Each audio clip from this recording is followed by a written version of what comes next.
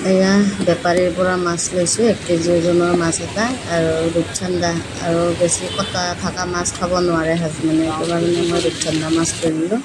আৰু এইফালে বজাৰৰ পৰা ফ্ৰেছ লৈ ল'লোঁ, ফ্ৰেছ আলু বিলাহী এনেকৈ বনাম। আৰু এইফালে মই মাছ ফ্ৰাই কৰি আছোঁ। দেখিছেনে কেৰাহীটো দেখা পাই আপোনালোকে নাহাঁহিব দেই, তলৰখিনি ক'লা ওপৰৰখিনি বগা কাৰণে। তলৰখিনি যিমান মাজিলেও তলৰখিনি মানে বগা নহয়, কাৰণ সেইটো কেৰাহীটোৰে দুখ নে কি আছিল নাজানো, বনাওঁতে তলৰখিনি ক'লা হৈ গ'ল আৰু মোৰো মাছ ফ্ৰাই কৰা হৈ গ'ল। এয়া দেখিছেনে মাছখিনি বহুত মানে কাঢ়াকৈ ভাজিছোঁ।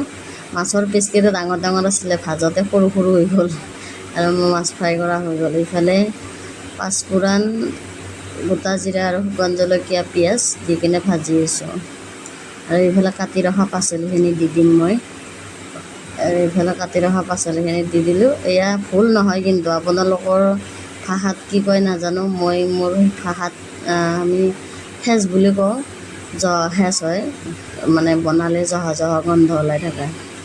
আৰু গুৱাহাটীৰ ভাষাত হয়তো ভুল বুলিও ক'ব পাৰে, মই নাজানো। আৰু এইফালে কাটি ৰাখিছিলোঁ জলকীয়া কেইটামান, আমি অকণমান সৰহকৈ জ্বলা খাওঁ, সেইকাৰণে অকণমান বেছিকৈ দি দিছোঁ জ্বলাটো। আৰু এইফালে কাটি ৰখা বিলাহী আছিলে, বিলাহীখিনিও দি দিলোঁ।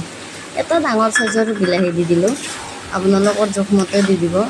আৰু মই মাছেদি বনাম। ৰাতিৰ সাজটো এনেকৈয়ে যোগাৰ কৰিছোঁ, কাৰণ মোৰো ডিউটি থাকে, ডিউটিৰ পৰা আহি বনোৱাটো সম্ভৱ নহয়। আৰু এইফালে দিলোঁ জলকীয়াৰ গুড়ি। এইফালে জলকীয়াৰ গুড়ি দিয়াৰ পিছত মই আৰু অকণমান দি দিম জিৰা গুড়ি, বেলেগ মছলা ব্যৱহাৰ নকৰোঁ। আৰু এয়া দি দিলে জিৰা গুড়ি।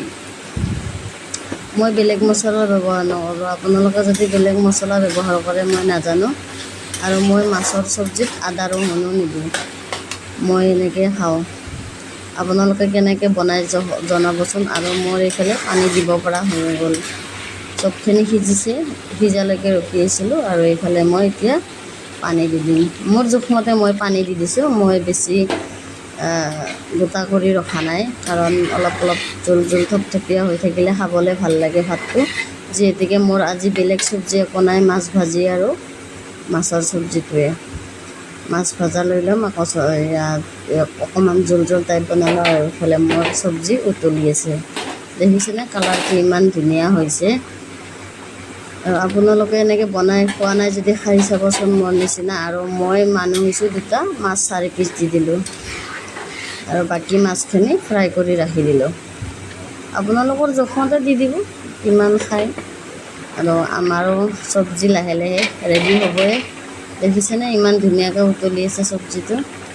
ৰাতিৰ কাৰণে অকণমান মোৰ মানুহটোৰ চাহটো পৰে, দেখিছে মোৰ চব্জি ৰেডি।